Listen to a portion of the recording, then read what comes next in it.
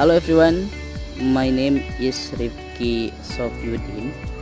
Pada kesempatan kali ini saya akan membahas berkenaan dengan 10 tips public speaking, 10 tips berbicara di depan umum. Poin yang pertama yaitu prepare, persiapan. Jadi sebelum nanti kita akan tampil di muka umum untuk berbicara, maka siapkan poin apa saja yang akan kita sampaikan 1 sampai 3. Agar apa? Agar apa yang akan kita sampaikan itu sudah terencana, sudah tersistematis.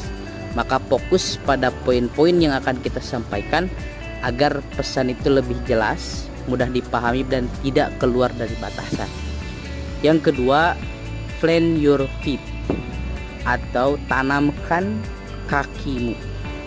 Saat berbicara di depan umum, pastikan untuk berdiri dengan tegak dan kokoh. Postur tubuh yang tegap menunjukkan kepercayaan diri kita kepada audiens. Kemudian yang ketiga yaitu eye contact, kontak mata.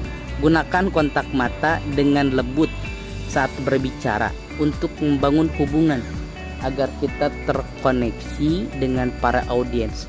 Tatap dari sudut sampai sudut audiens kita agar kemudian itu menciptakan ikatan emosional, merasa mereka diperhatikan, merasa teranggap, agar kemudian pesan yang kita sampaikan pun tersampaikan dengan baik dengan bantuan kontak mata kita.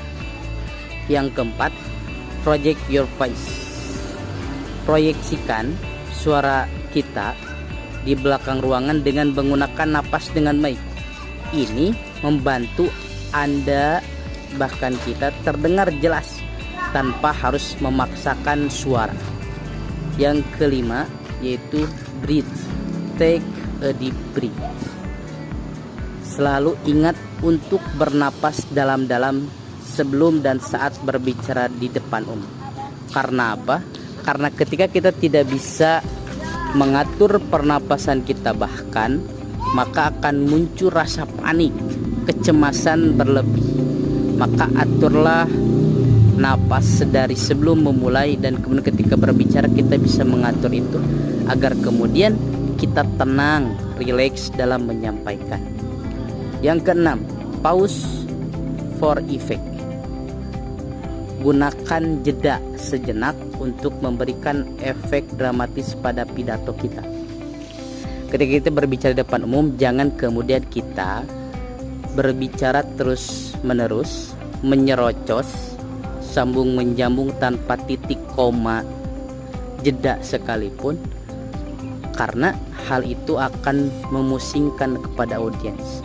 Maka gunakanlah titik koma dalam nada bicara kita, jeda, penegasan, agar kemudian lebih dipahami apa maksud, tujuan dan pesan yang kita sampaikan.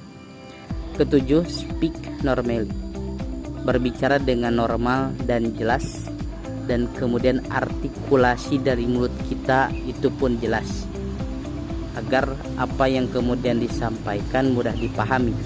Karena dengan artikulasi yang tidak jelas, pembukaan mulut, tanda vokal itu akan berpengaruh kepada penangkapan pesan oleh audiens. Yang kedelapan, hands atau gerakan tangan, gestur. Pastikan tangan kita terlihat oleh audiens selama berbicara. Ada gerakan-gerakan yang kemudian sesuai dengan pesan yang kita sampaikan. Entah itu penegasan sifatnya, itu akan berpengaruh pula. Yang kesembilan yaitu expression. Cocokkan ekspresi wajah kita dengan pesan yang kita sampaikan. Ekspresi yang sesuai akan membantu menyampaikan emosi dan membuat kita lebih terhubung dengan audiens. Ketika pesan yang kita sampaikan itu bernada penegasan, maka berikan gestur tangan, berikan gestur muka, ketegasan pun. Ketika pesan marah, ketika pesan bahagia, maka berikan pula kesan dan gestur sesuai dengan pesan yang kita sampaikan. Yang terakhir, poin ke-10 yaitu strong point atau poin penguat di akhir penyampaian.